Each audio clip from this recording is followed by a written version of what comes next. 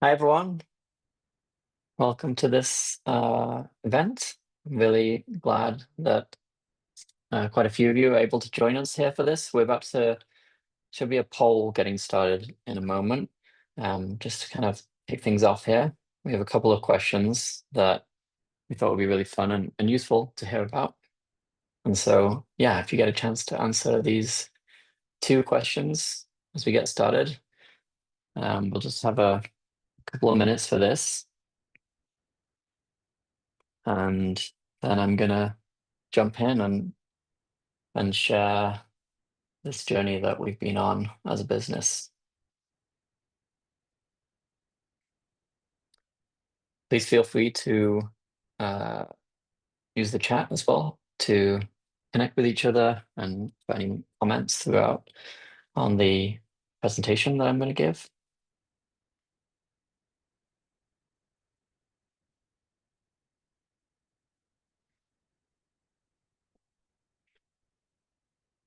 And you should see some messages from Sabrine in the chat with some extra information there.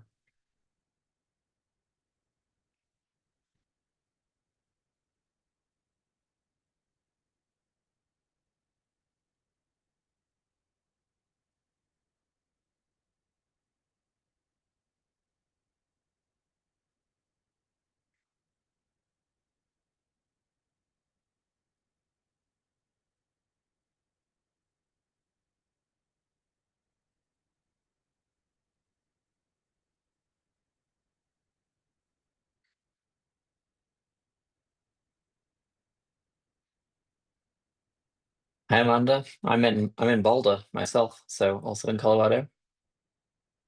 That's awesome. If anyone else wants to share a little bit about themselves and where you're joining from in the chat, that would be awesome. Hi Tabitha, I'm from the UK originally. May or may not be aware of that. From Sheffield originally, and I lived in Birmingham when I started Buffer.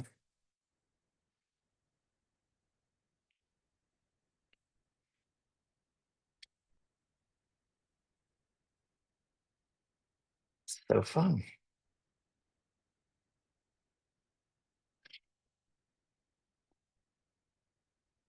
All right, it looks like I have some results from the poll. So thanks to everyone who filled out the poll.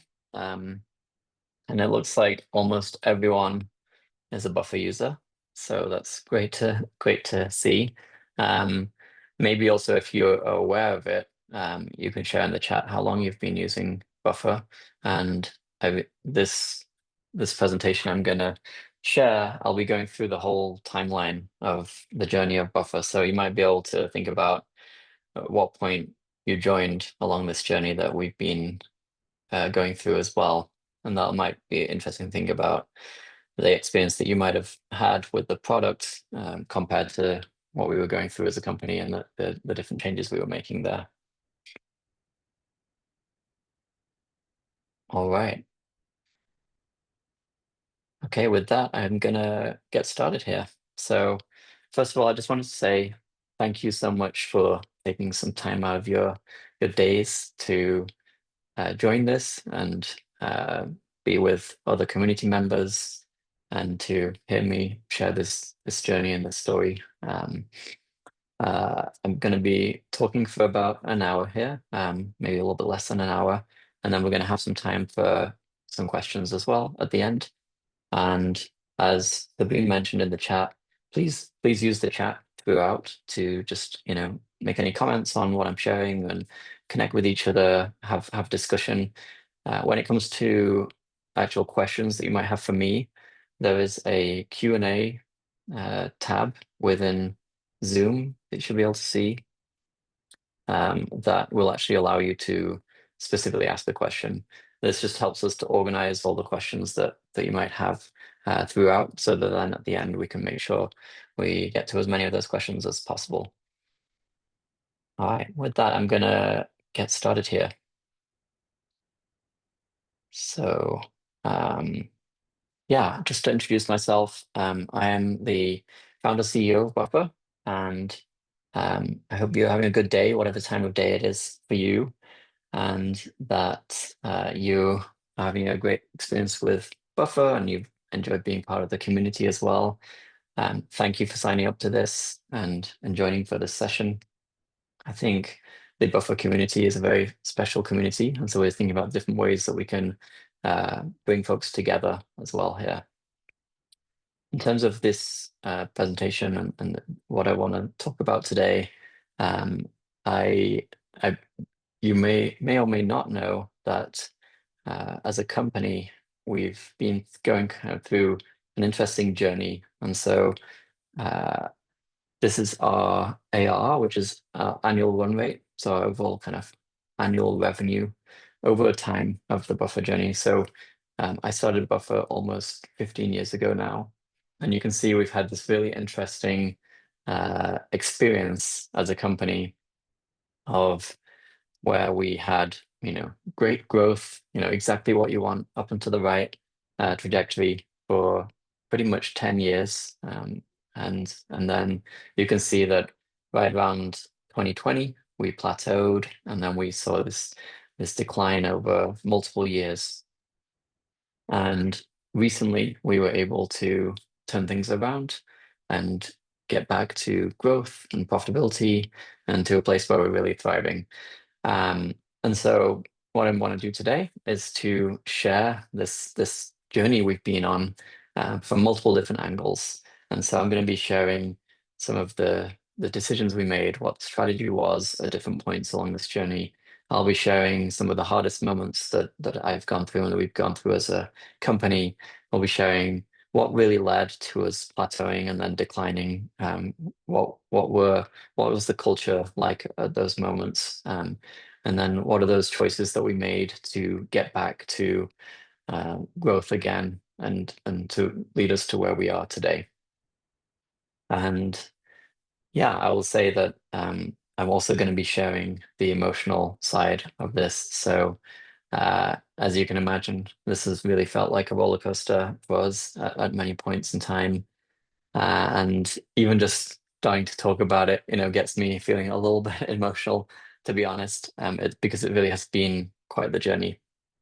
And so, yeah, I'm here. I'm excited to share what happened during all those years and walk you through both the decisions and the landscape, that we were operating within, the culture, the strategy, and also the emotional side of going through this as a founder as well.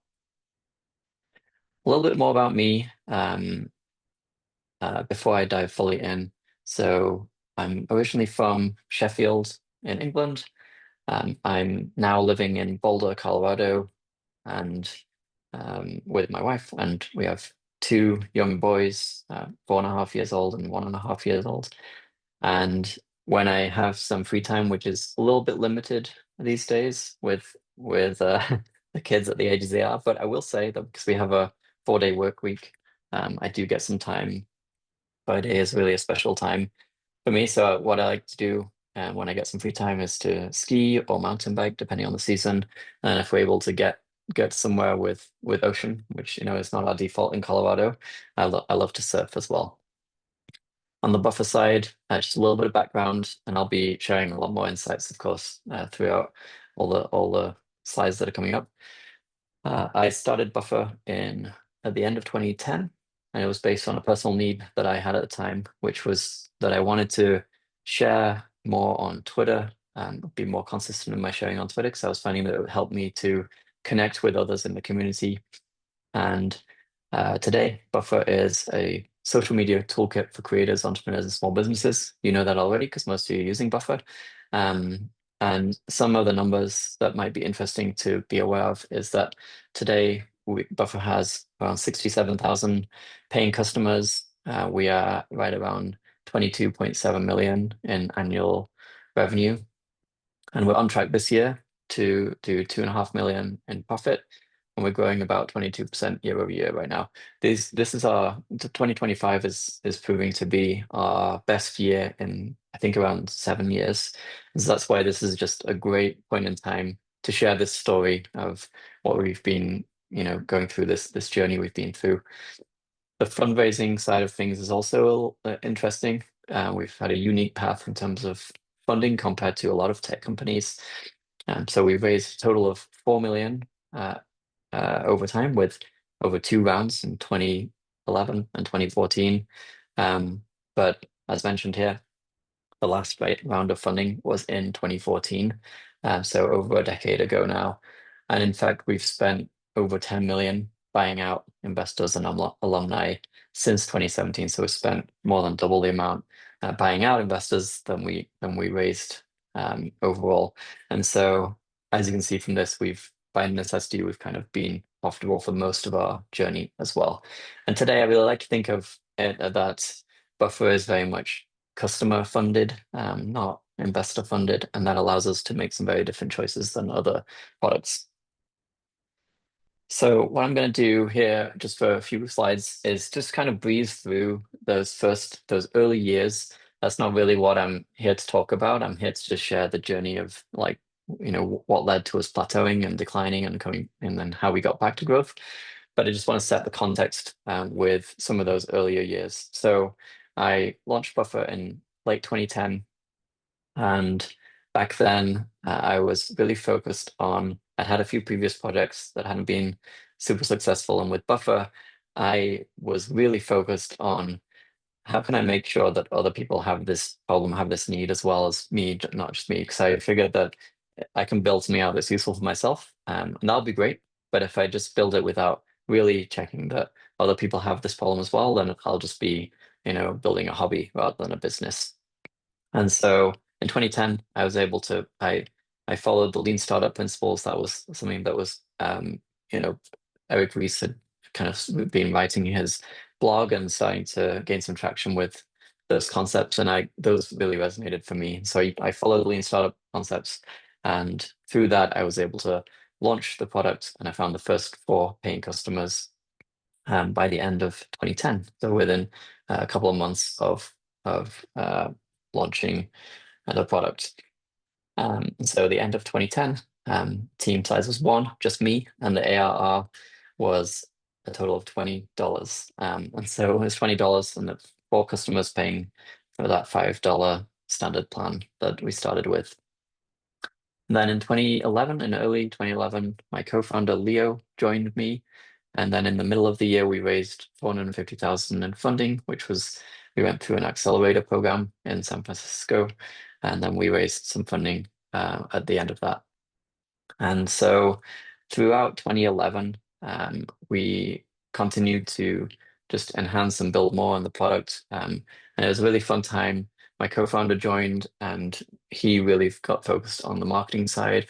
And so he tried a bunch of different channels, and we found that guest blogging, content marketing was very effective for us. And so you might know, to this day, that's one of our strongest areas is the blog and the content marketing. This was kind of started very early on by my co-founder Leo. And so at the end of 2011, we were a team of three, and we were able to grow to 200,000 in annual revenue. This was the year that I was really able to we were both able to go full time on Buffer and fully focus on it. And so I was able to wind down my contract web development, which I was doing prior to that. All right, kind of continuing through here. So 2012 and 2013, things really ramped up for us. On the product side, we had started with Twitter, we expanded to Facebook and then LinkedIn. We built a really powerful browser extension, which we were well known for back then. We added analytics. We started building some more kind of advanced functionality for businesses as well. We were shipping consistently. We were really focused on social media scheduling, and it was working for us.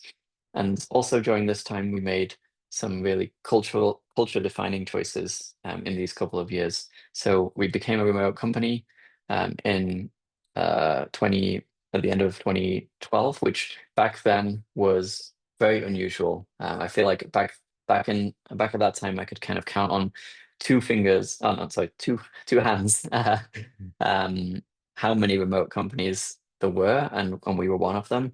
And so it might be a little hard to think about today because it's much more popular today. but back then it was highly unusual. We also formed our values very early on. This was inspired by Zappos at the time, who we kind of looked up to as having a really strong culture. And so we formed our values when we were around 10 people, which was a very early point in the journey of a company, generally to do that. And then one of our values to this day is transparency. We phrase it as default to transparency. And in 2013 is when we rolled out salary transparency, both internally and externally. So you might know you can go to buffer.com/salaries today and see all of the salaries of everyone in the company. This is something that started in 2013. So by the end of 2012, we were a team of 8 and we were annual revenue of 730,000. And then by the end of 2013, we had grown to 16 people and we've grown our annual revenue to 2.3 million. So you can see here we're just really ramping up very rapidly, pretty much doubling the team size and even more than doubling annual revenue in these couple of years. All right. And so then in 2014, we almost doubled again. We became a team of 29 and we ended the year with 5.2 million in annual revenue. 2014 was also a pivotal year for us. So we received our largest ever acquisition offer in 2014, and it was from a public company. It would have been, beyond life-changing money for myself and my co-founder, but also for the whole team as well. And uh, it felt it felt a little bit crazy to turn it down at the time. But really, the reason that we did that was that we were growing strongly. We loved the culture that we created, and we had a lot of freedom and flexibility. I was traveling a lot at this point in time, and our growth was strong, and it just felt like, we don't want to stop at this point. We felt pretty early in the journey, and so we decided we're going to continue on. I remember we spoke with quite a lot of advisors and investors at this time about the decision, and one of our advisors, uh, basically listened to all the things we were saying and took it in, and then he said, well, you want to keep doing your crazy shit, right? And it was like, building the company, this culture, challenging the norms, and it was just such a fun time. And so that was really the reason that we decided to turn it down and keep going. On the back of that, a few of our investors suggested that we raise a little bit of funding. We were profitable at the time. We didn't really need to raise, but they suggested we raise a little funding, just give ourselves a bit more of a cushion, and also for myself and my co-founder Leo to take a little bit of money off the table and just kind of get that win. And I thought, okay, that's a great idea. We'll get a little bit of a return from this and then be able to go really long on it. And so that's what we did in 2014. We raised our second round of funding. We raised 3.5 million, and that round of funding was a pretty unusual one because we went out, we talked with a lot of investors, we talked with VCs, and we also, one thing that we were very clear on was that we wanted to continue these, choices that we made, being a remote company, the transparency, the way that we were really building for small businesses and entrepreneurs was something that we wanted to keep doing. And so we knew we wanted to go out and raise funding, but not give up control, because we knew that if we gave up too much control, it would probably jeopardize some of these choices we were able to make. So we went out and we raised 3.5 million. It was a relatively small amount for the traction we had and for the prospects that we had. And so we raised 3.5 million at a 60 million valuation, and that meant that we only gave up around 6% of the company for that, and we did not give up a board seat. And so the board kind of remained as just myself and my co-founder, and that you'll find became pretty important later on. We're also very open with the investors at that point that we may not want to raise another round again. We might want to do dividends or give a kind of an a less traditional approach to giving a return than just like selling the company or just continue to raise more funding. So we found an investor that was comfortable with that, and we raised that round. And then in 2015, we essentially we kind of felt emboldened from the acquisition offer and the fundraising we'd done, and we just kind of raised our ambition a lot. And so we felt like, okay, let's grow a bit more, get ourselves well resourced. We made a small acquisition as well of a product that was in the social media customer service space called Respondly, and we just kind of started growing. And so those were the first kind of 6 years, and that context is important because it then leads us to whilst you can see where we are in the journey here. We had a great run, and we continued to have a great run after this. But we also hit some more turbulent waters after those years. And so um, in 2016, one of the hardest things that I've ever had to do and go through. So as I mentioned, we kind of started having this hiring surge, and unfortunately, we were doing it without having the level of financial diligence that we should have had. But we were also kind of expecting that we would be able to grow the team, and through that continue to grow the revenues. And you might have seen from those slides that in 2014 and 2015, we kept doubling the team, but we didn't manage to quite double the revenue. So the revenue growth didn't meet that team growth that we continued to see. And so in early 2016, we were looking at the numbers, and it became clear to us that we were on a path to where we were gonna run out of cash in the bank. And so we had to make a really tough decision to do a round of layoffs, the only layoffs we've done in the history of the company.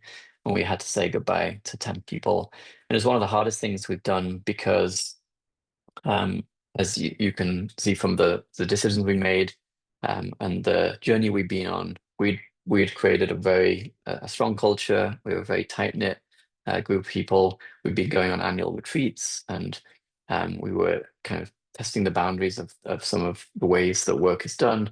And we built something really valuable for customers. And so this was a real hit to the team in mid 2016 that we had to make this decision. And yeah, it was a moment of where there was so much trust that we'd built and in the team and for the company, and then we had to make this decision, and it was pretty devastating for a lot of folks. But we made this decision, and we through saying goodbye to 10 people, we immediately became profitable again. We were still growing, but it's just that the growth wasn't outpacing the revenue growth.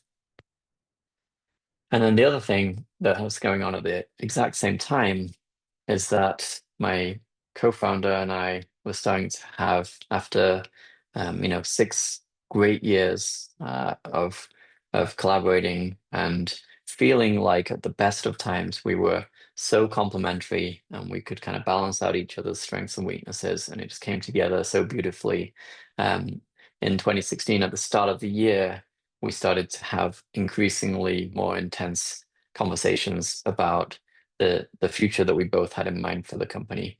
And some of this was driven by this kind of feeling of like, okay, the revenue growth didn't quite hit the pace that we thought it might. And then we kind of had different conclusions from this as well. My co-founder wanted to keep going on more of a hyper growth path, and raise funding if needed, and just kind of challenge ourselves to that path. And with that came for him a acceptance and a comfort with letting go of some of the things that we'd done. He started to question, is remote working at a larger scale of like, 70, 80, 90 people. And some of these parts of the culture felt like we might need to let go or change them. For me, um, the the culture that we had and these choices we were making, the way we were running the company was so important to me, and it felt like it had actually been a critical part of the success we'd had. And for me, I felt like I wanted to focus on like what have we done right and what and to reach this point, and think about the growth a bit more as a result of that, as a side effect of that, and kind of put the focus back on those things where we maybe had like let them start to slip. And so we had these very different views on the path forward. For me, I was comfortable with the growth being a little bit slower, and I didn't want to really raise more funding, and that was kind of the path I wanted to go. So we had increasingly intense conversations, and through this, we also had to navigate collaborating on the layoffs in the middle of it.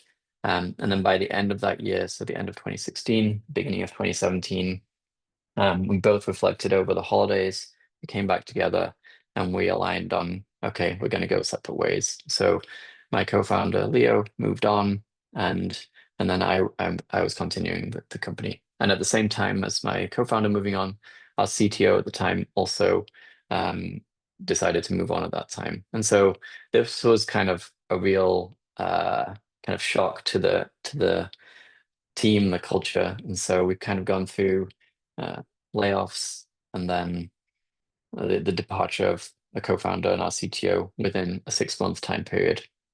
And for me, this was a moment where it felt like, okay, the the situation, it feels very unstable.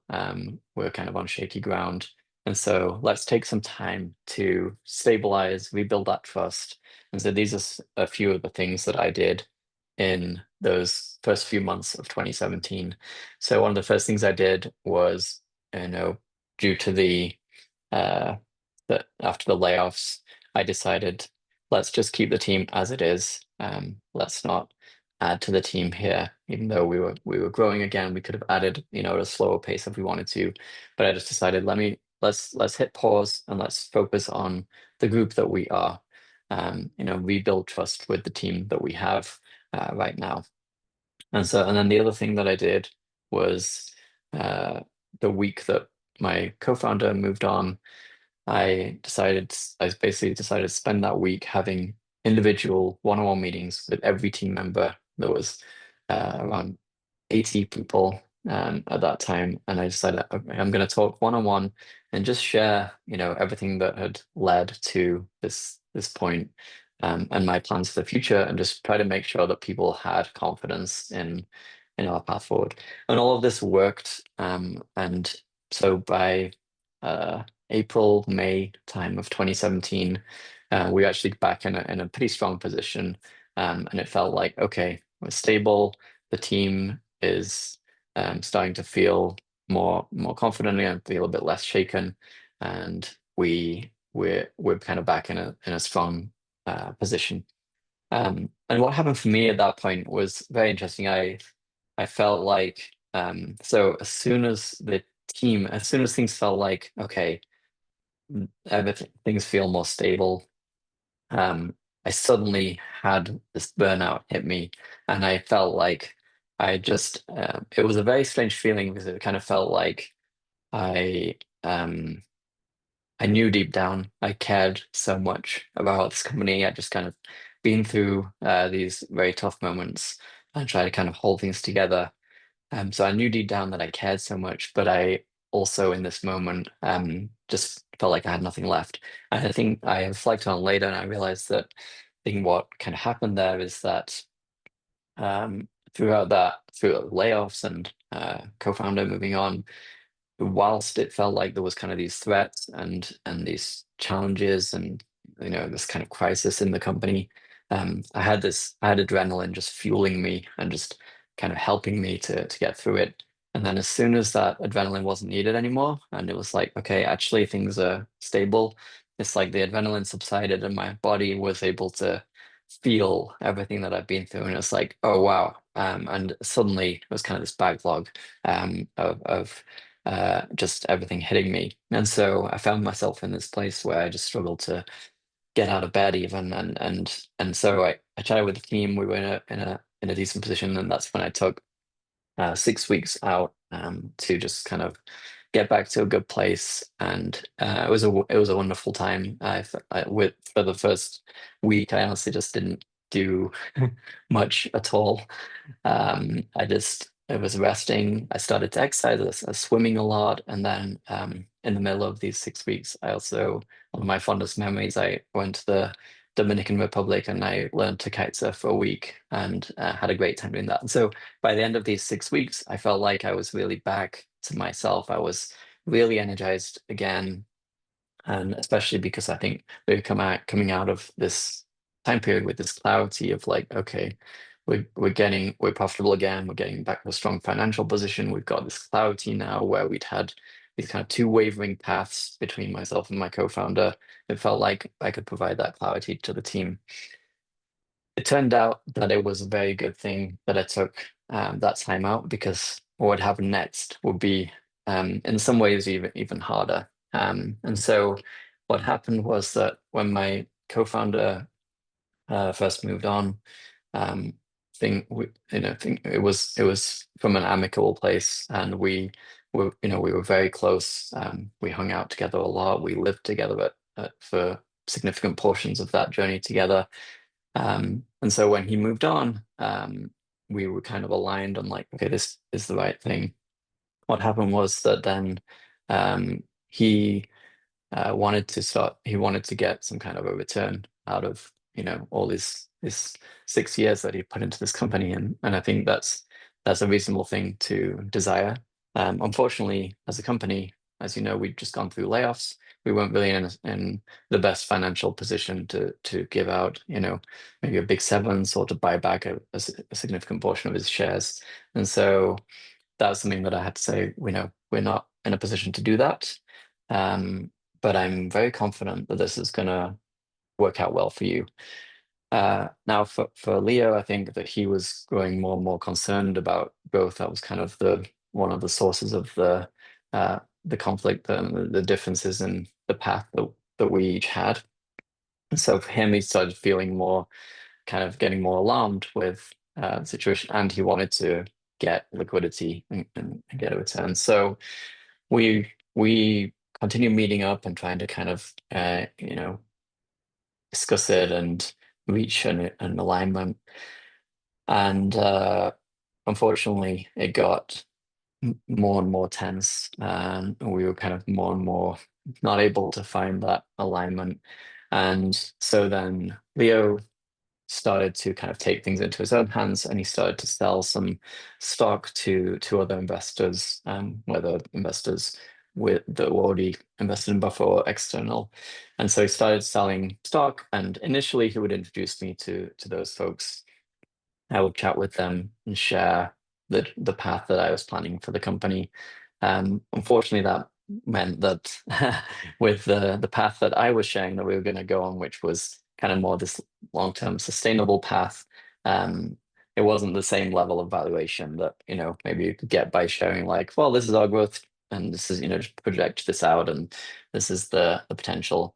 And so eventually he stopped introducing me to folks and started selling. And the company had the right to make that purchase of the stock instead, but the way the right works is that the company has to purchase it instead. Otherwise, that transaction happens. And so started selling more and more stock, and it became kind of problematic. And at this point, the board was just the two of us, and so we started to hit this kind of stalemate situation where it felt like this is not really supportive and helpful in like the path that I'm trying to take the company.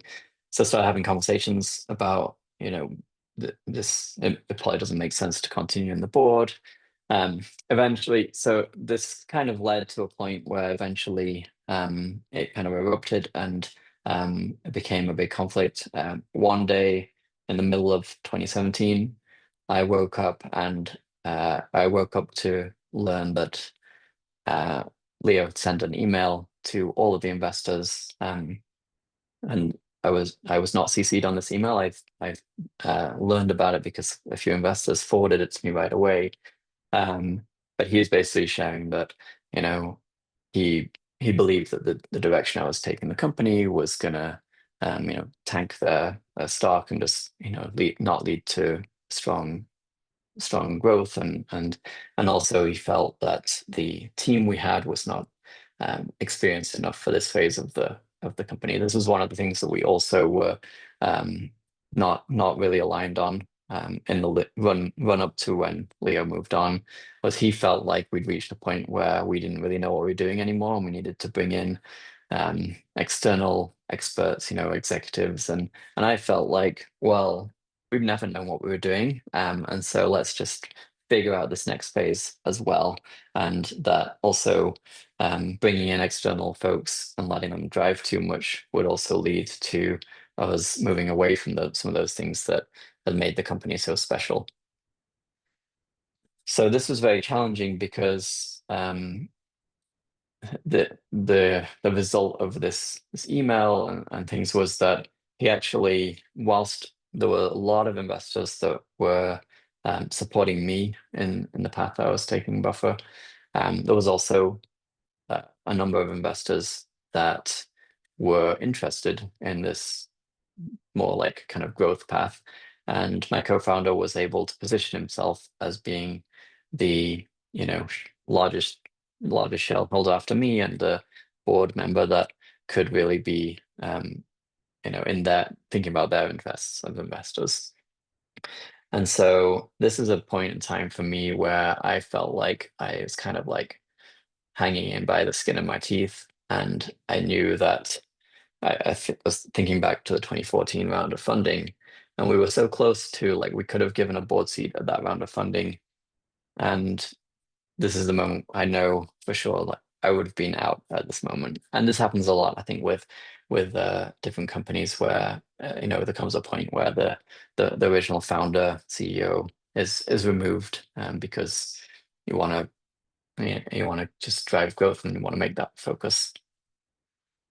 So the result of all of this was that we were in this stalemate, and I had to figure out the path forward. And eventually, there was an investor that I'd started to talk to earlier that year, started to speak with different folks who had like different expectations, non-traditional investors, not VCs. And I'd been speaking with one of these investors. They were interested to invest in Buffer without the same kind of level of expectations that VCs have. And so eventually I was able to introduce Leo to this investor. The investor provided liquidity, which I think was like at the higher amount that he was seeking. And then a little bit after that, he chose independently to resign from the board. And so things kind of got resolved. But I also came out of it knowing that I needed to figure out the path to buy out the VCs, because the VC investors from the 2014 round had chosen that they would have preferred that hypergrowth path. So there's clear misalignment now. And so this was really a clear moment for me of choosing this independent kind of future for the company.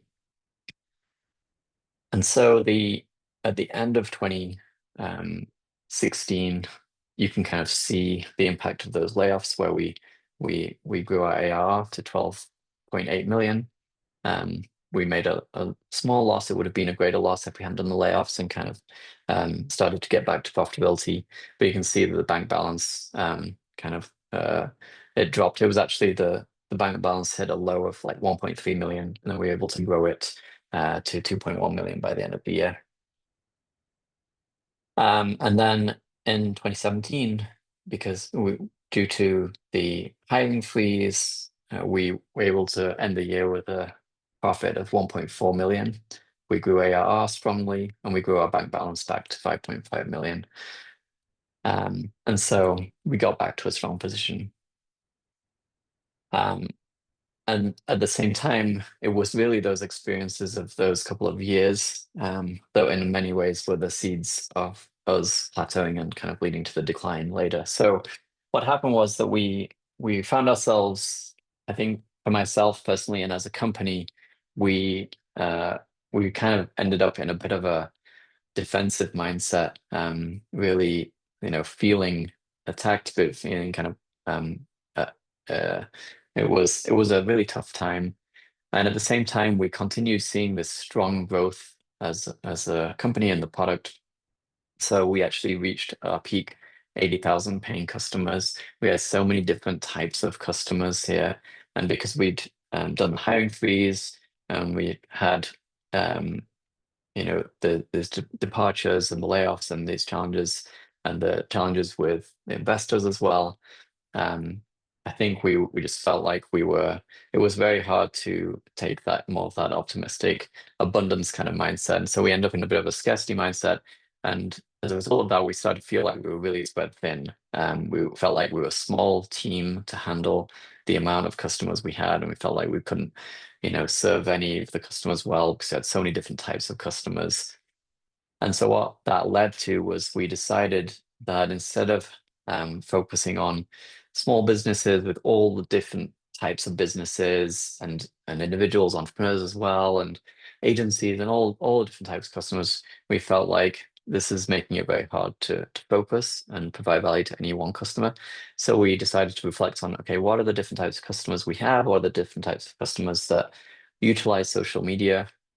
And we made a decision to put a focus on serving direct consumer brands, which were kind of the e-commerce brands at the time that were doing really well on social media. So like Away, Glossier, at the time you might remember this time was like a really big peak of these kind of companies.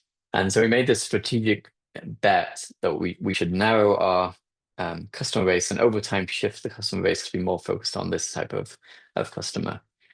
Obviously, a big thing to try to do to shift the mix of a 80,000 customer base to more of a which with so much diversity to like a single type of customer. The other thing that we started talking about was that we'd grown our revenue strongly to that point, but we because we had so many different types of customers, we'd always had a pretty low price point. We'd had our free plan, had a freemium kind of focus. But at this time we felt stretched thin, and we decided that we wanted to grow the average revenue per user that we had at that time. So right around that time, the average that a customer was paying us was about $18 a month. This is very low for a SaaS business. There's no public SaaS company with like that low of average revenue per user. And so we decided that like our focus needed to become to grow the average revenue per user over time. And we decided that we were comfortable to grow ARPU even at the expense of the growth of paying customers. So if paying customers didn't continue to grow, maybe kind of plateaued, we said that we're okay with that. So some of the changes we made to implement some of this was that we reduced the free plan. We made a few changes to reduce what was available on the free plan, and and then we also increased the price of the paid plan from $10 a month to $15 a month, whilst also reducing what you got on the paid plan. And this is typical things you might have experienced in other products, and maybe you were using Buffer at the time and experienced this as well, where it's quite typical to, there comes a point where the free plan gets reduced and the prices increase. And so you can see the impact here.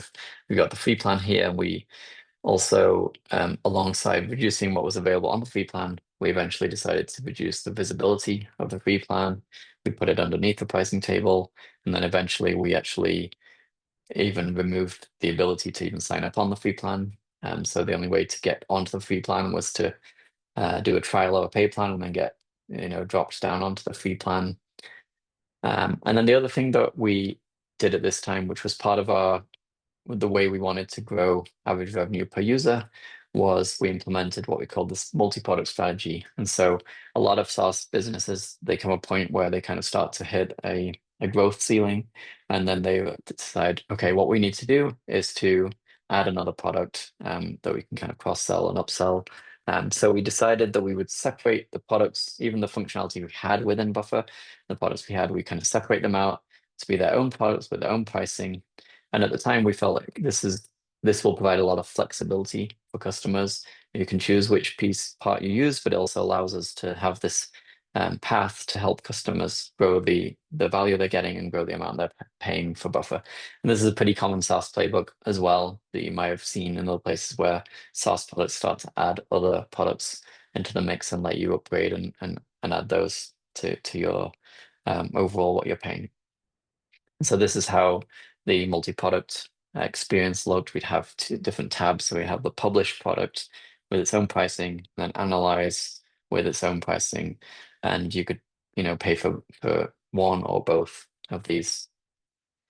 The other thing that happened during this time was that with this kind of defensive mindset, I started to really struggle in the way I was leading. Leo and I were so complementary in a lot of ways. And one of the things Leo was always very strong at was that he was comfortable with conflict. He would make tough decisions, and he helped me to make some of those decisions as well, and kind of like, get that courage. And so when he moved on, there was this void that was left that for me, I struggled. It took me a while to figure out how to grow myself and how to work with the team and make sure we didn't have these gaps. And so I became pretty reactive in the way that I was leading. I was a bit too hands off, and so I kind of had this leadership team where I was had this aversion to conflict that for me just comes from like all kinds of childhood experiences and different things. But as a result, leaders are off making their own kind of choices. I wasn't being as clear, like even when I felt a little hesitation, I just wouldn't voice it as much as I should. I wasn't giving clear feedback and holding people accountable in the way I should. And so the result was that we end up with this kind of Frankenstein of a strategy that's like, okay, VP marketing is going to do this, and the head of people is going to do this, and the engineering leader is going to wants to do this, and we kind of put all these playbooks and these strategies together, and it was not coherent or cohesive. And this was around the time I actually started working with an executive coach, which helped me to really shift improve my comfort with conflict, and has been a transformative journey in itself.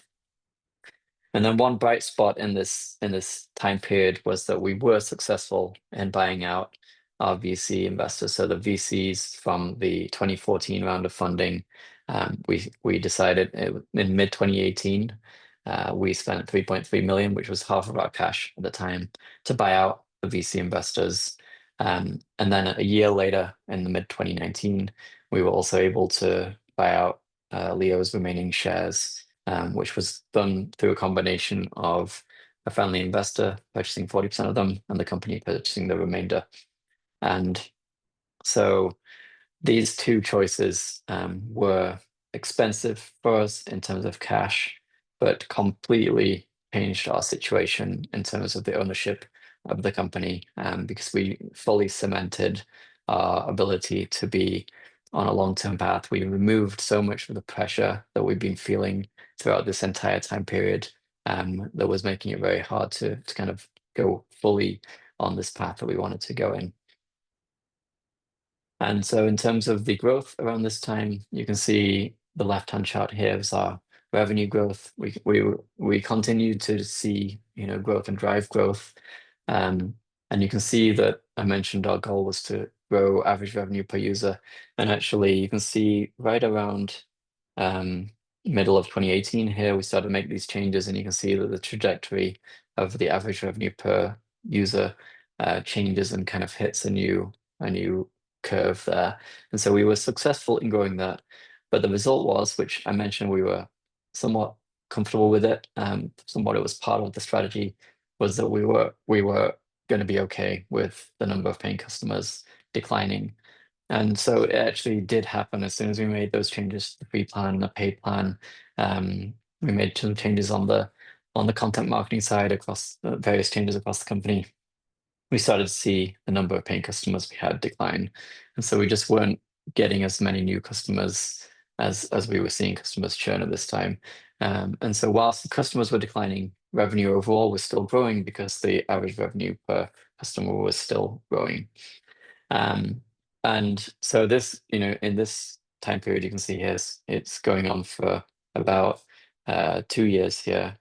For the first year, we were comfortable with it. By kind of get towards the end of the second year, I'm starting to feel like, is this really sustainable for us? Eventually it feels like that's very problematic if you've got a number of paying customers declining. So you can see the 2019 results really reflect this, where we were able to grow our ARR. This is actually the peak that our ARR hit. You can see kind of where we are in the journey here. And the you can see that this is kind of the first time that our number of paying customers declined year over year. And then we um, we kind of arrived at our plateau around 2020, and you can imagine, based on where we are in terms of timelines here, that we actually plateaued as a business right before the pandemic, and so we were already kind of not in the strongest position. And then the pandemic hit, and because at this point we tried to shift the customer base to D2C brands somewhat, but we still had so many small businesses, and many of them were physical businesses. So we hit this immediate churn from the pandemic, and within the space of 3 months, we'd gone from 22 million down to almost down to 20 million. So losing, 10% of our revenue just in a few months. And I remember the time this is from one of my journal entries at the time. Um, just there was this moment of just I really don't know how long this is going to go on. Uh, it kind of was getting worse and worse for these few months. And then after we saw the steepest decline at the on the onset of the pandemic, we actually saw a little bit of a rebound of the revenue. We grew for a couple of months, and it gave me this moment to breathe. And this was the second half of 2020 now, and I was coming up to 10 years since I started the company, and I've gone through all these different experiences, and we tried, focus on DC brands, and then the pandemic hit, and now we were truly in decline. And it was a moment for me of really stepping back and doing a lot of introspection and just really thinking about what do I even want to do from here? Like what do we want to do as a company? And what I found happened for me is that the pandemic and the fact that it really hit these physical businesses and small businesses so hard, and a lot of these were customers of Buffer, it was starting to really shake this strategy and this choice we've made to focus on the D2C brands and try to shift the makeup of the customer base. And so that wasn't sitting right for me anymore to focus on DC brands. And I also found that through just experiencing and connecting with customers that were using Buffer, and they were kind of messaging us and saying, "We've used it for so long, we love the product, but we have to hit pause, or we have to shut down our business now, and so we can't continue." We were reconnecting with so many of these original customers and the original purpose of really supporting these small businesses and entrepreneurs. And at the same time, whilst we were starting to see this decline, we were very strongly profitable at this point. So we had a healthy bank balance. I think we were coming into this with a bank balance of around 7 million and very strong profitability. I I think a lot of the team, we've really felt called to help these customers. And so we put something together that we called the COVID-19 Customer Assistance Program. And these are some of the things we did for customers just to help them in this really tough time period. And then the other thing we did, kind of turning more towards the team, what could we do for the team? This is when we decided to implement the 4-day work week. And it was kind of born out of this time where there was this real added anxiety and stress from the pandemic caused, especially for folks with kids who now have to be at home, or various different situations, or relatives that are impacted in different ways and things. And so the 4-day work week is something that I've been thinking about for a few years actually. By that point, I've just always reflected on, like, is the way that work happens optimal, and what could we try out? And so I just felt like, okay, this is actually the perfect time for us to try this out. And one of my other journal entries from this time period was I made this decision for us to go ahead with the 4-day work week. And I recall reflecting at the time on just how actually for me it was quite an easy decision to make. I was like, I want a 4-day work week. That sounds great. And but for the team, it was almost unfathomable that we would do this, and we didn't like say you have to work more hours on the 4 days or anything. It was truly a 4-day, like a reduced work week. Um, and so this was, I think, quite emboldening for me of saying for me to realize, oh, I can make a decision like this, and I'm uniquely placed. I need to make decisions like this, and they can have a really high impact, and they don't have to be really tough decisions for me to make.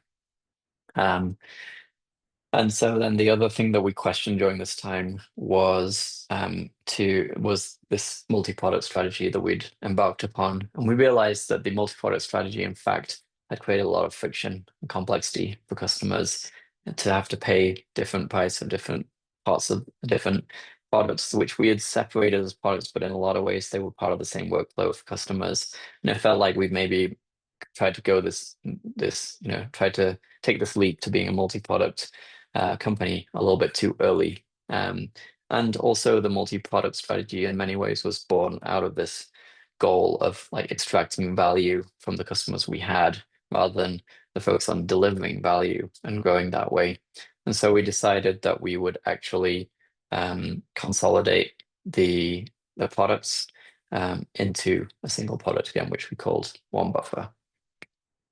And so this is one of our notes, kind of one of our documents internally at the time of where we were, the situation we had and what we were trying to try and move towards.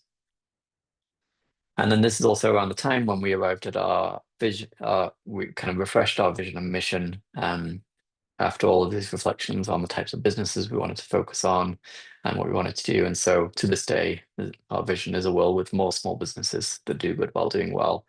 And this kind of really reflected our belief that the world's a better place with more small businesses in it. Small businesses are very special and very unique in that I think when you're part of a small business, you can really feel like you're part of something and you really feel like you can make a meaningful contribution because it's a small team. And then the doing good while doing well was kind of our attempts to put into words what we felt like we were doing in terms of how we were running for ourselves and transparent salaries and the culture and things was, can we be an example that you can actually do good while you do well for the team, but also do good for communities and customers.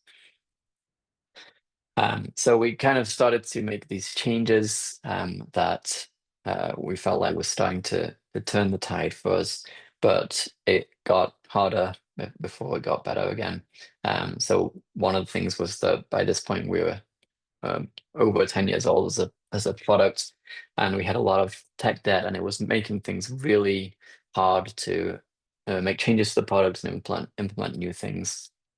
And so we were kind of getting paralyzed by this tech debt. And I remember distinctly that one of the hardest parts was that the things that were the most important parts of the buffer product, the most core pieces of the product, were the hardest things to change because, like the composer, for example, within the product, if we were trying to make a change there, something else over here would break. And then so what we started to basically not touch these parts of the product, which were very important parts of the product we should be improving. So we have a couple of years within this time frame where they kind of feel like lost years to me, where we just didn't really put too much value out to customers, new features and things.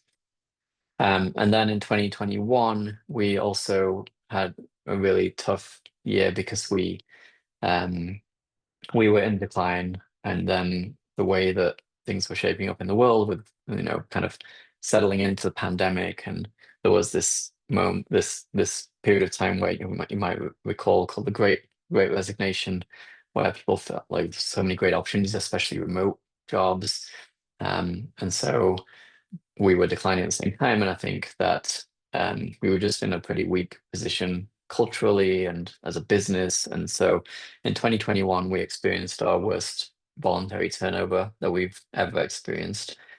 We have historically had a very good voluntary turnover rate of around 5%. In 2021, the number went up to 26%, and 24 people chose to leave the company. And so this was a really, really tough thing to experience.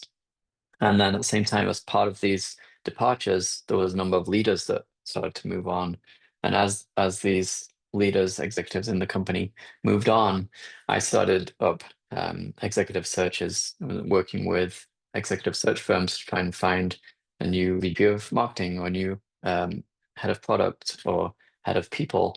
And before I knew it, we were basically searching for 4 different roles here, and it started taking a significant amount of my time. And it was really taking me away from the team and away from the business and customers as well. And so the end of 2021, you can see this decline is reflected. We're seeing this is our uh, pretty much our steepest decline of AR of annual revenue and customers. But we kind of continued with these strategic changes, and in so in early 2020, in 2021, we actually reinstated our free plan, and we were kind of going back to serving individuals and small businesses again with the refreshed vision and mission. And then New Buffer, which New Buffer was what we have ended up calling this one buffer effort to combine the product again, the simplified single product with a single price point.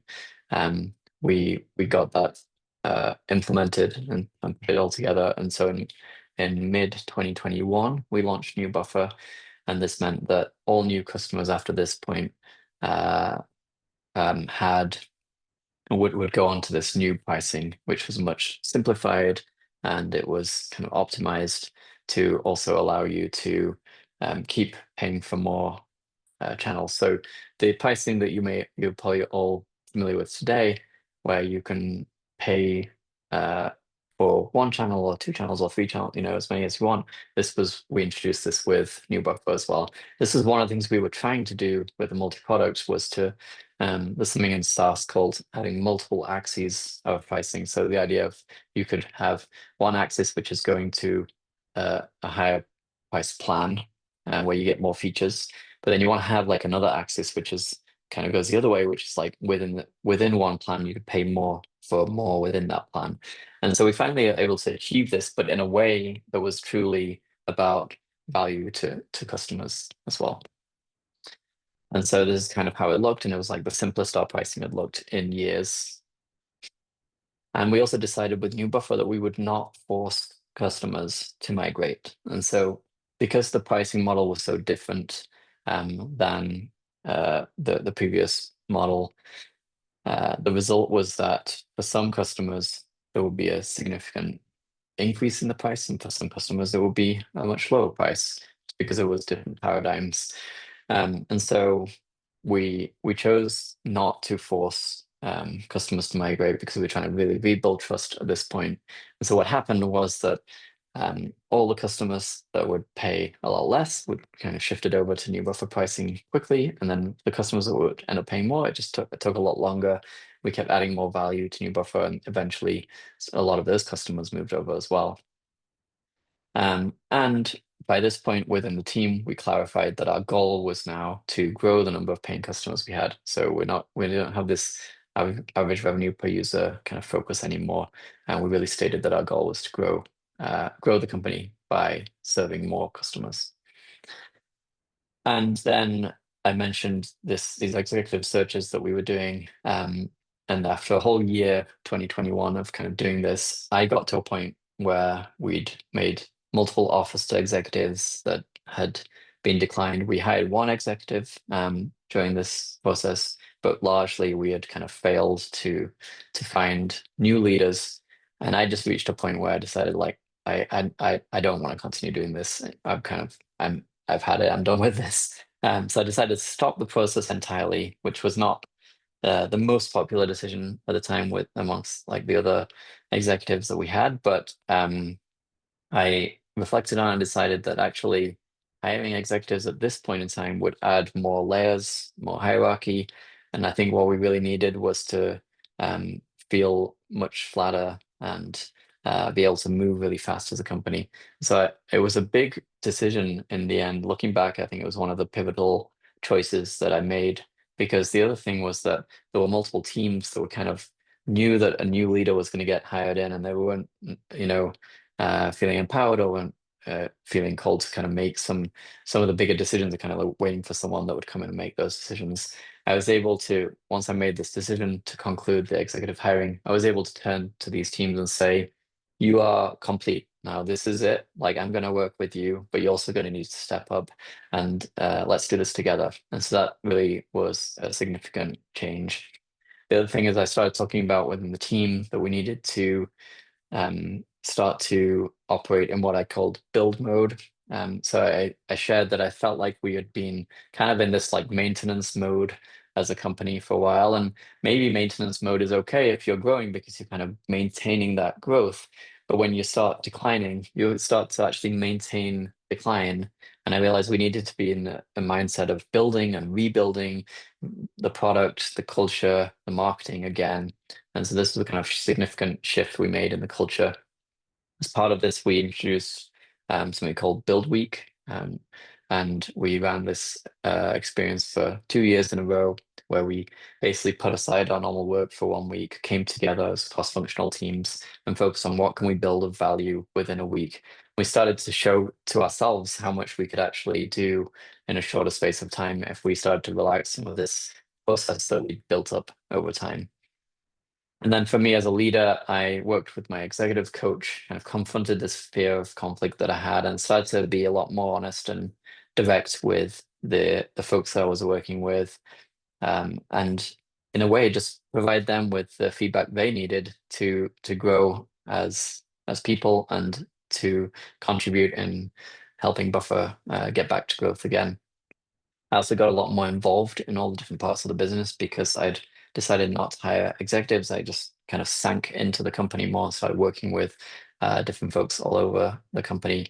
And then I established a what I called the leadership group, which was about 20-25% of the team that were in management or in leadership roles. And we started meeting as this group and trying to help them grow over time to and really grow and being the leaders of the company and stewarding the company. And then we kind of had this moment of a little bit of light that we could see of, okay, we had a month in August 2022 where we grew again. We then went on to decline a little bit, but this was a moment of realizing, okay, we're starting to be able to flatten the decline and find ourselves at the bottom of it. And something I started sharing within the team that I'll just quickly share, something I've shared multiple times in our monthly all hands meetings, is this concept of achieving the holy grail of growth. And basically, I started to share with the team that I was reflecting and realizing there's really two ways to grow a SaaS business. Um, so and you can really arrive at these two different ways of growing a SaaS business if you break down the calculation for MRR, so monthly recurring revenue. Very simple calculation for MRR is take the number of paying customers you have, multiply that by the average revenue per user. And that basically gives you MRR. And there's really two playbooks. There's the enterprise SaaS growth playbook, which is much more about growing average revenue per user. So you grow that side of the equation through expansion of existing customers where they add seats or that kind of thing. And then the consumer SaaS growth playbook is much more about marketing and acquisition and growing the volume of customers you have, to growing that left-hand side of the equation. And I shared with the team that really I think about like the Buffer SaaS growth playbook as a combination of these two, but actually primarily following the consumer SaaS growth playbook. So focused on growing the number of paying customers we have, growing our signups and growing acquisition. And so a really neat, I think, visual for this is take that equation. That calculation for MR is number of paying customers. This is our chart at the top for the number of paying customers. Multiply that by the average revenue per user. This is our chart over our lifetime of average revenue per user. And then you get this result at the bottom of the monthly recurring revenue.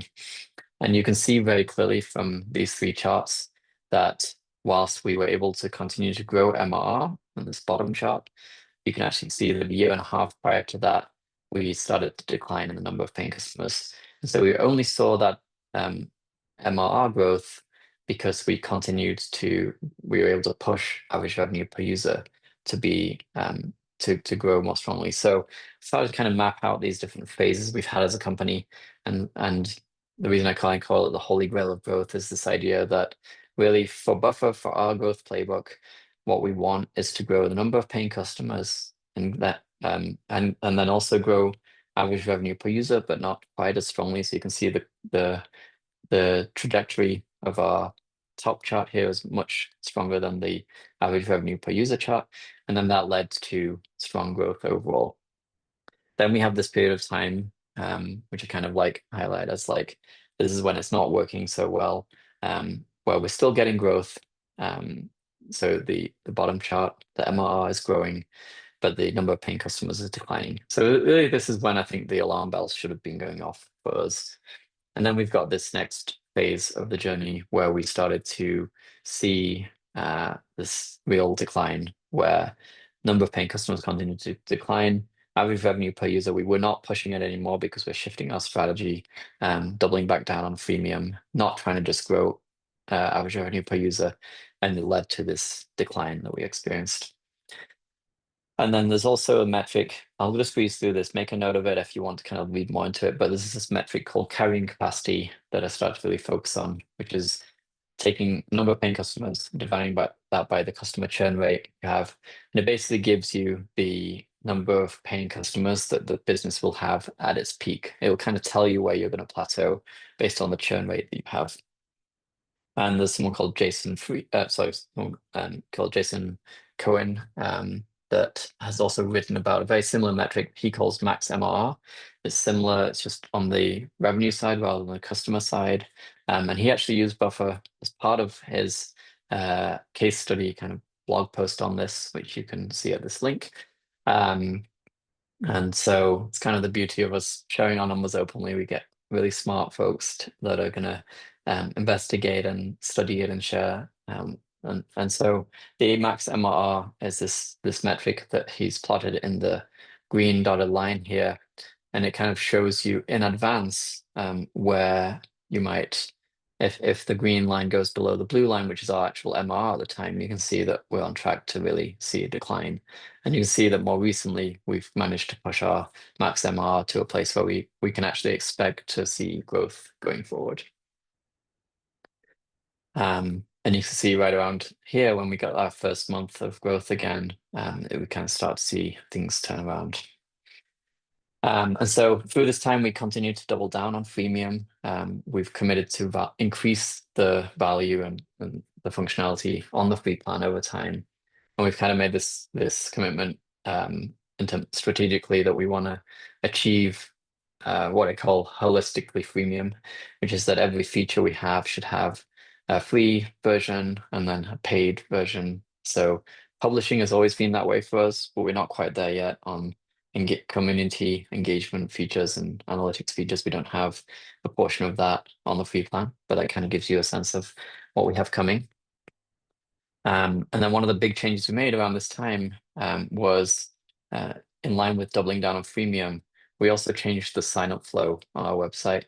So previously it went from you'd visit the homepage, and then the main button, the main call to action on the homepage was view our pricing, view plans, and you go, and then from there you could sign up either on the free plan, on the pricing page, or a trial on one of our paid plans. We made a change at the end of 2023, I believe it was, or 2022. Forgetting exactly, but we made a change to the flow here where you would actually go directly to sign up. So the main button on the homepage would just take you to sign up for the free plan. And this helped us grow our monthly signups. They were around 65,000 a month. When we made this change, it went up to about 85,000 a month, really significant impact. And then through this and a lot of different growth marketing, content marketing, product efforts, and really with this focus on growing number of paying customers, growing signups, growing acquisition, you can see we've been able to grow our monthly signups from around 60,000 a month to today. This is a 4-year time period. Today we are sitting around 120,000 signups a month right now. So we start to see these signs of recovery. Whilst overall we kind of see this overall decline in revenue. What I started to be able to see is that the new Buffer kind of segment of customers, actually, this is what was going on beneath the surface. So I mentioned we launched new Buffer in June 2021, and we could see it starting to really drive strong growth, and it's starting to slow down this decline. And I could see by looking at the new buffer segment specifically and really looking at the numbers there, this is around the time when I started to realize like, okay, we're gonna we're gonna stall this decline and we're gonna get back to growth. And so that's one of my journal entries at the time. And I just felt like, okay, we can start planning for this. We can start shifting our mindset and the things that are working, we can keep doubling down on. And so, yeah, shortly after that, we in March 2023, we flattened the decline. You can see this is a weekly uh, kind of MR on a weekly basis. And so you can see we had this experience where for 8 weeks we basically MR was flat. Um, and then we also kind of figured out this tech debt and we found the ways that we needed to pay down the tech debt whilst also delivering value to customers. We really increased our pace. We focused on we need to be putting a lot of value out there. And so this is a set of features that we launched just in 1 year around that time frame. Um, and this was a significant increase than the amount that we'd put out there in previous years. And then we also started adding more social channels to Buffer. And this was something that we realized was a real win-win um, because of the way that the new Buffer pricing worked that was kind of charged per channel on the paid plans. We knew we could add more channels, we're adding more value for customers, and uh, people would pay more if they wanted more channels. But the overall price wasn't, we weren't increasing the price, we were just adding more value. And so these are the channels. We basically doubled the number of channels that exist in Buffer since 2022. And you can see this chart at the bottom here. You can see these layers at the bottom of these are like YouTube and Threads and Blue Sky and Mastodon, and these channels started to contribute quite a lot. And you can see it just kind of grows the overall number of channels that we had connected to Buffer. And so then the end of 2023 was really like the bottom of our decline. And you can see here that we still declined a little bit, but we only declined by 2%, whereas it was like 6, 7, 8% decline the previous couple of years. And then customers still declined as well. But we could really feel that the decline was slowing here. So since then, we've been like really doubling down on this strategy that has been leading us back to growth. And something I did a lot of reading at the time around strategy in this kind of like 2023 timeframe and shared these things with the team. And so we've got a link here to this kind of seminal piece by Michael Porter called What is Strategy? So I read this, I read a few other books as well at the time. Just wanted to really educate myself on strategy. And the clearest thing I just want to share on this is that um, it really clicked for me that, and Michael Porter talks about this, that strategy equals differentiation, basically, and that um, the success of the strategy depends on doing multiple things well across different parts of the company that will come together to give you something that's greater than the sum of those parts.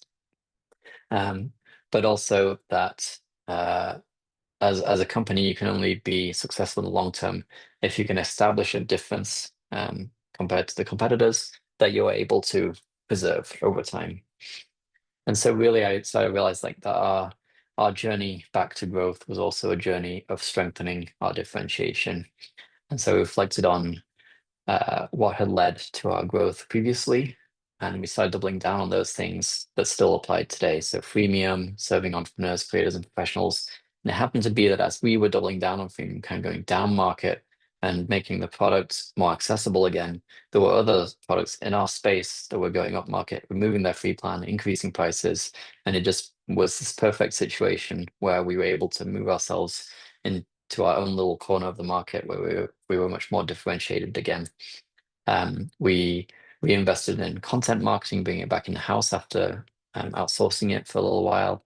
And we really made an investment in simplifying the UX of the product as well. All these things came together to drive increased differentiation for us, which I think is ultimately what led us back to growth. And so the strategy that we have been pursuing is what I call this down and wise strategy.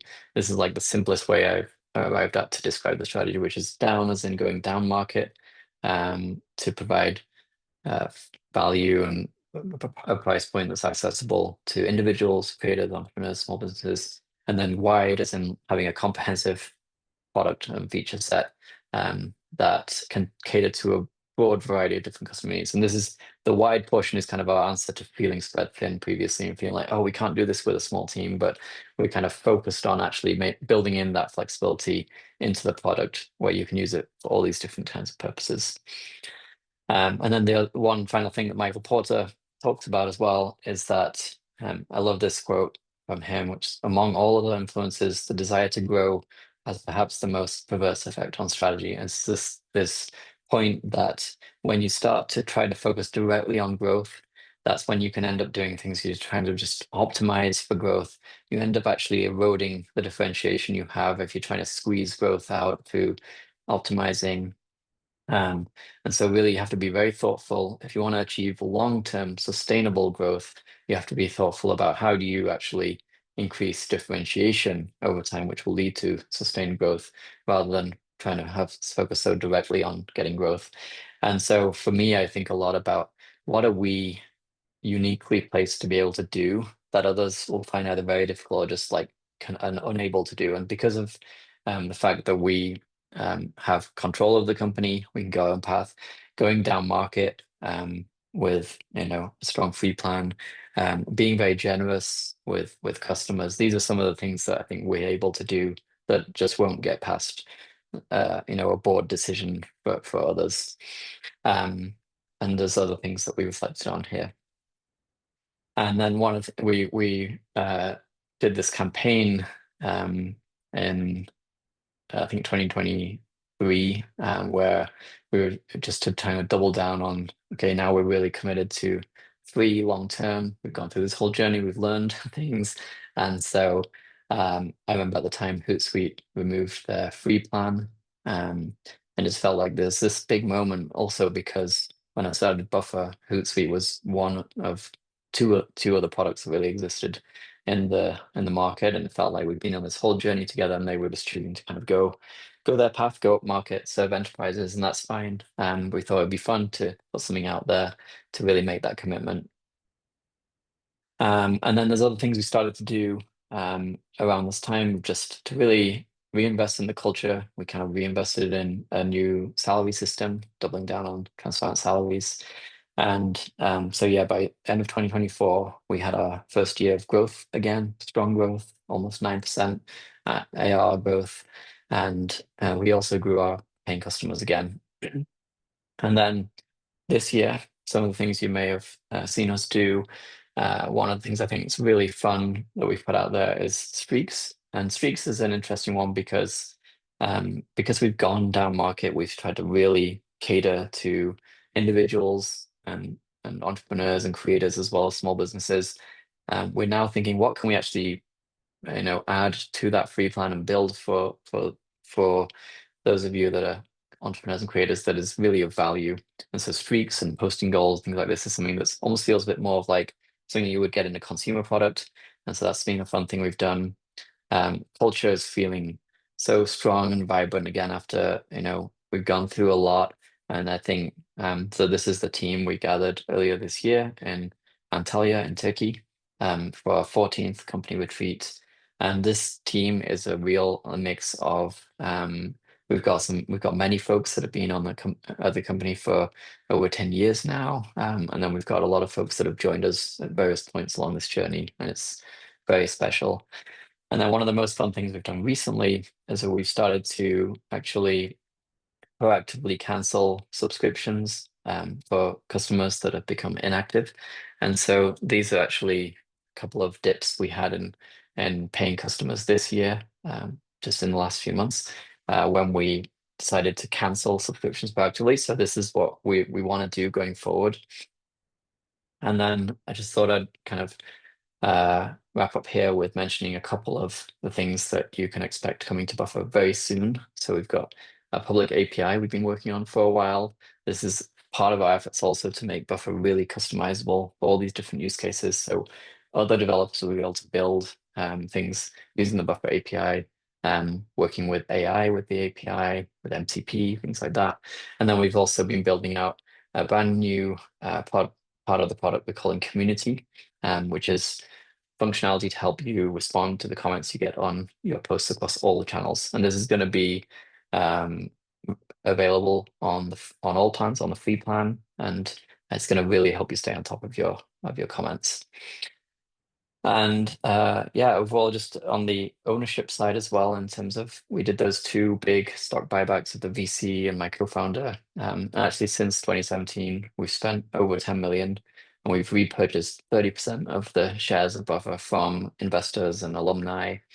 And after pausing issuing stock to the team for a little bit, we're about to resume doing that and ensure that everyone in the team has real ownership in the company as well. So we've kind of had a whole own journey on the ownership and understanding what makes sense there as well. And then and to kind of come back to this holy grail of growth for us, we have achieved the holy grail of growth and got back to a place where we're growing the number of paying customers strongly again, growing average revenue per user at a reasonable pace. And then overall MR is just really starting to grow for us. And so 2025 results, this is kind of so far. We still have some of the year left, but we've already grown by 17% in terms of AR and in terms of customers as well. And so to kind of wrap things up, this is how we achieved our turnaround. Overall, we went back to our roots, serving entrepreneurs and creators, and we went down market to do that. We doubled back down on the brand by reigniting our marketing, and we strengthened the culture, and we really got back to growth and profitability by re-establishing a differentiated position. So kind of to that strategy piece that I mentioned. All right, and I'm gonna wrap here. And I think Sabrine or Haley is gonna jump in and help with facilitating all the questions that have come through. Thanks so much for taking the time to listen. Please stick around if you want to hear me answer some of the questions. Um, and I do like cucumbers, so I don't really know exactly where that comment came from, but I see in the comments. So just get that question out of the way. All right. Awesome. Hi, Joel. Sabrine here. Hey, Sabrine. So we have quite a few questions here in the Q&A tab. And so maybe I Amazing. can just start from top. So the first question is from Louise, and she asks, how have you kept your values at the forefront of the company throughout these years? It's a really great question, Louise. Thanks for asking. Yeah, I think that a lot of it, um, I think for me personally, a big part of it is almost just trying to be attentive to how I feel and how the company feels, and how is it feeling internally, and being actually aware of that. And I think it's so easy to just get focused on your goals and just kind of day in, day out do that. But I think when you take a moment to just hit pause and say, how is this feeling? I think for me, when it comes both to culture and also like the strategy that we were pursuing, there came moments where I felt like, oh, I like this doesn't feel great anymore. This doesn't feel right. Or maybe I could imagine like, okay, if I project this out, then we'll get to a place where one day I'll wake up and not enjoy being doing this thing anymore. And I think with the culture, that's something that we've felt a few times and had to think, okay, what do we feel like has been lost?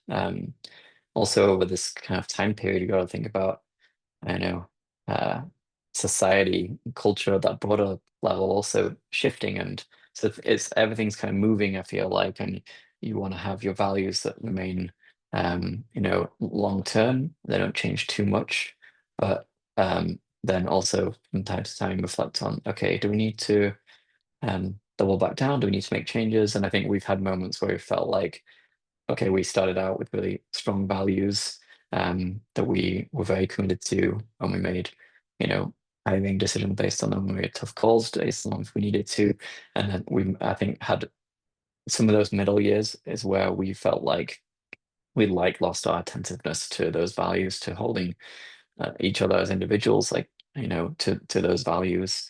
And that's where we kind of like took a moment to double down and say, okay, let's actually bring them back to the forefront and make sure that like we as individuals and as a company, we're truly reflecting those values again.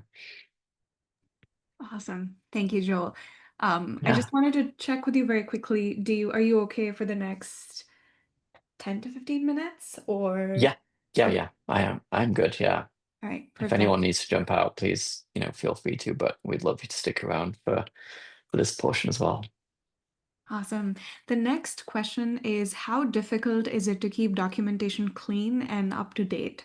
I think it's a key element in organizing a remote team, and I imagine also partly asynchronous.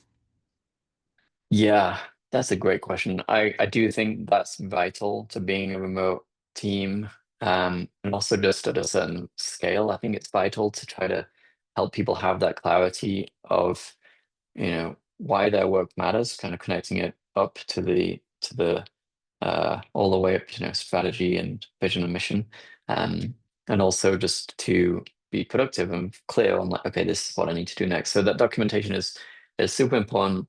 We've struggled over the years for sure because of the transparency we share a lot, and it can feel like this fire hose that can be hard to keep up with. Um, I think it's really vital to try to uh, keep things well documented. One of the things we've done recently is just to like consolidate and be thoughtful about the tools we use. So and the purpose of each tool. So um, today we use Notion really for like our evergreen documentation and kind of more culture handbook type of thing. And then we use Linear for increasingly for like all of the project management and the like working documents around the projects that we're working on. And so trying to have that source of truth, I think, is really important. Thank you, Joel. Um, Next question is how did you manage to remain focused on your vision for Buffer during the decline and avoided falling into the trap of switching the strategy way too quickly? It's a great question.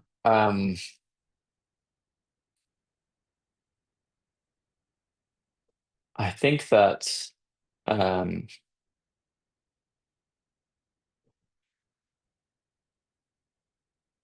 I tried to share in the presentation kind of like the way things played out, and I think it was this gradual increasing conviction of the path.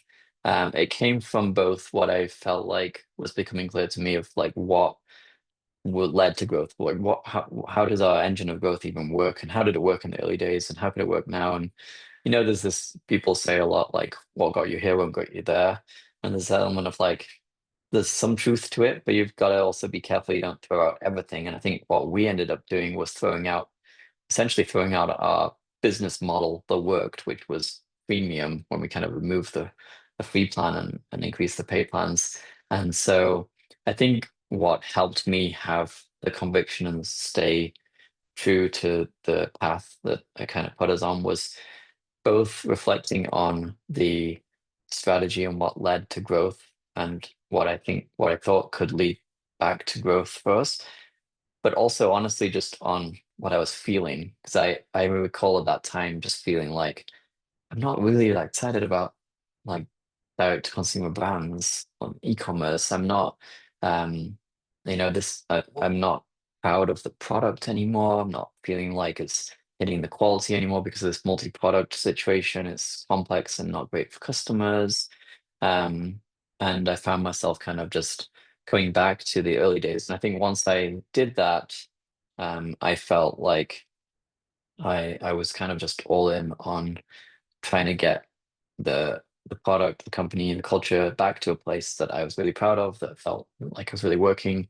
Um, and then the other thing that definitely helped me is, I think, try to find the like leading indicators. I think there's always leading indicators of like, a leading indicator is the metric that you can find that like you can will change more frequently, but it's actually if that metric starts improving, then it will indicate that you're gonna see growth in some other metric down the line, which might be a lagging metric. So like for us, revenue, like overall revenue was a lagging metric, but the results we were seeing on new buffer this segment was these were leading indicators. And so I started really focusing on like, okay, are the changes we're making that are really impacting these new buffer customers? Are these working? Is this going to play out? And that was, I think, a key thing. I'm going to try and combine these two questions because they're somewhat Okay. related. All right. Well, one of them is after experiencing burnout, what did you do differently to protect your well-being and prevent it from happening again? And then related to this, oh my goodness, we have so many questions. Yeah. Let's see. There is, um, you know what? Actually, Joel, I'm gonna look for that question. So maybe I Okay. can leave you with this one first. Yeah. Can you say that one again? Yes. After experiencing burnout, what did you do differently to Yeah. protect your well-being and prevent it from happening again? And Joel, actually, to that same question, I guess there are lots of questions around journaling and have you always journaled and how that kind of fits Mm, into the yeah. mix. Yeah. So in terms of the burnout and not hitting that again, I have been very focused on I I basically brought back hobbies and being connected with friendships and community and these things as well has been a key thing for me. So really since I hit burnout in 2017, that was just I think a bit of a wake-up call for me that I'd been really sacrificing these other aspects of my life just because of the amount of focus I had on building a company. And really since then I've not I've not done that since then. So I think there's this concept of the deferred life path that where it's this idea that like you put so much effort in now and then like down the line you'll get your big exit and you'll be set for life or you'll be able to enjoy life then, do all these things then.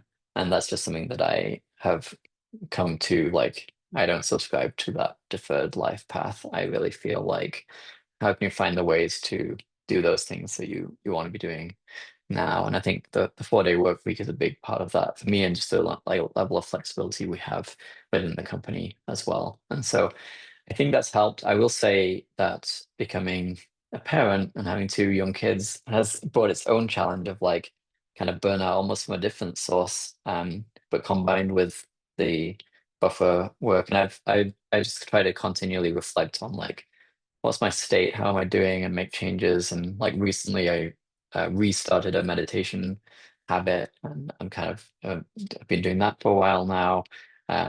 Trying to just really focus on sleep once the kids got to a point where they were sleeping through the night, making sure that I'm going to bed early enough to not like take self-sabotage that. Um, but yeah, exercise, these are things that I really prioritize these days to make sure that I don't burn out. At the end of the day, I think for myself and then also the culture and the environment we're creating as a company for the team, we're really trying to optimize for like long-term sustainability as a company and for ourselves. So we just don't want to be burning people out. I think there's so many advantages to having people that become long tenured and have that long-term knowledge of the business. And then, Joel, the next question is, are there any books or pieces of wisdom from others that have really shaped who you are as a person and a leader today? Yes, so many. Actually, if you search, I wrote a blog post, I think more like a decade ago, and it's titled like 50 books that um, changed my life or something like that.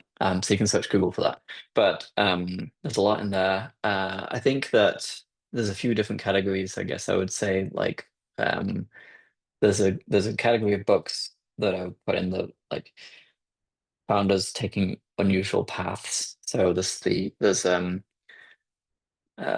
Let My People Go Surfing by Yvonne Chouinard, the founder of Patagonia. There's the Raising the Bar, which is the story of Cliff Bar. Um, and then there's a couple of books by someone called Ricardo Semler, who had a company to did very unusual things, had like self-set salaries and things like this. So there's a group category of books there. There's a book called Small Giants, which is about small companies that have like a giant impact and the way they did things very differently. Just looking at my bookshelf, and I think the books, uh, Jim Collins' books, Good to Great, and his other books are really good as well. And then on the strategy side, there's a couple of books there. There's Good Strategy, Bad Strategy, um, and then there's Seeing Around Corners by Rita McGrath. So yeah, just throw out all these books that have had a big impact for me. And there's even more. Maybe we should put together like a blog post. That's awesome. And then I'll just take one or two more questions. So we have one from Mansoor. Looking back, were there any metrics you wish you had tracked sooner that might have revealed the slowdown earlier? And how have those changed now that you're growing again? Yeah, I think that um, I think I think that it's hard to say because we didn't have clarity on the strategy. But if we had clarity on the strategy of this growth playbook of growing the number of paying customers and growing signups and acquisition, if we knew that that was really what was working for us, I think I would have put a lot more focus on some of the marketing metrics and on signups and on paying customer growth, on retention and activation, these types of metrics. Whereas I think we started to have too much focus on the upgrade rate from the free plan and revenue growth. Churn as well can be a metric that you can be end up too focused on if your growth playbook is really around growing acquisition. So those are things that I think I would have changed. And I mentioned, that like I think if we had been more aware of that, we would have seen when our number of paying customers started declining that like this was really a situation that should have been setting off alarm bells for us. Um, yeah, and then these days there's also, I think, like leading indicators are really important for us. So signups, activation, these are a couple of the key metrics that we look at pretty closely right now. And then the last question here, not that we have loads, and I promise that we'll get to them somehow through social. But there's a question from Amanda, which is, and I personally would love to know this as well. What is the main thing or some of the things that your coach helped you with when it came to being non-confrontational and how it was affecting you as a leader? Fully relate and still a recovering people pleaser. Yeah, this is a great question. It honestly it took a long time. I think it started with me kind of having a little bit of awareness myself and knowing that I have this kind of fear of conflict, aversion for conflict, and where it came from, and definitely people-pleasing tendencies as well. And so I shared it with my coach, and we started to explore it. And first exploring like where it came from was very powerful for me. But then starting to realize when it was coming into play, when it was actually affecting my decisions as well. And I realized that there was just quite a lot of times where I might be in a meeting and I, there might be something we're making a decision or something shared, like we should go this way, and I might not actually feel completely aligned with it. I might have slight hesitation. It's more of just like a niggling feeling. And I think I just started to realize that I need to listen to that feeling and firstly be aware that I'm letting these things slide by that I might not fully agree with. Um, but then I think the big breakthrough was what I really worked on with my coach, and he framed it this way, which I think is very powerful, was um, reorienting my like relationship with conflict. So to change how I actually feel about conflict from this thing that for me from my, early experiences and things became this like really this thing that I feared. That was kind of like, you know, because I think like I didn't have control over it, I wasn't like part of it. So I just didn't have like, healthy conflict models, for example. So the journey of like reorienting my relationship to conflict was one where I needed to actually get myself in a state where I was equipped, had enough energy to say I'm I'm sensing, I'm hearing these things that I don't maybe fully agree with, and then taking that action of like of sharing them. And sometimes that is conflict, sometimes it's not. I mean, it can just be a conversation. But then I started to have these experiences, and I was still meeting with my coach, and so I'd be able to do it and then talk with him and kind of process it and go through it. But like what I found was that so many times actually leaning into the conflict would help me actually strengthen and improve the relationship I had with someone with one of the leaders in this case, for example. And I realized that actually it's also on the other side of that conflict is like a stronger relationship, is a stronger understanding of each other and alignment and all those things. And so many good things started to happen. And at the same time, I had to be also comfortable that it might lead to really challenging situations, or I might have to make a tough call ultimately if I kind of go there and keep pushing there.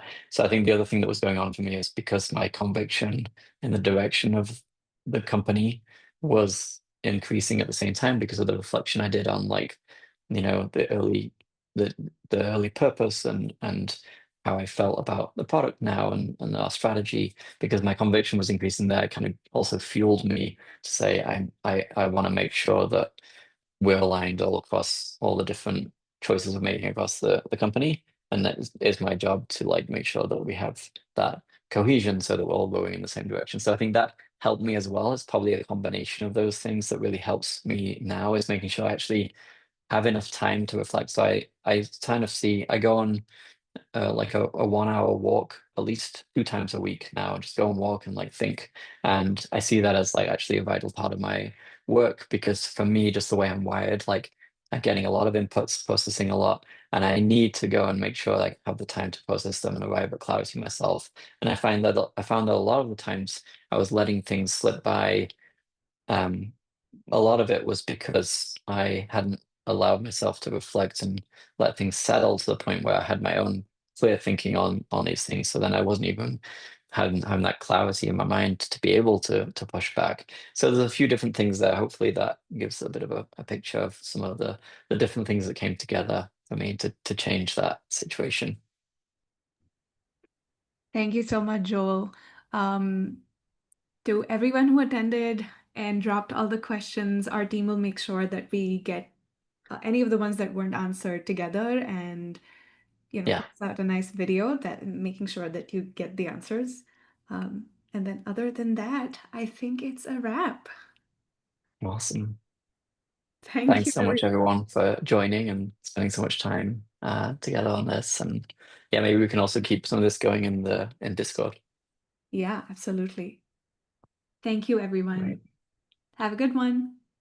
Thanks, everyone. Bye.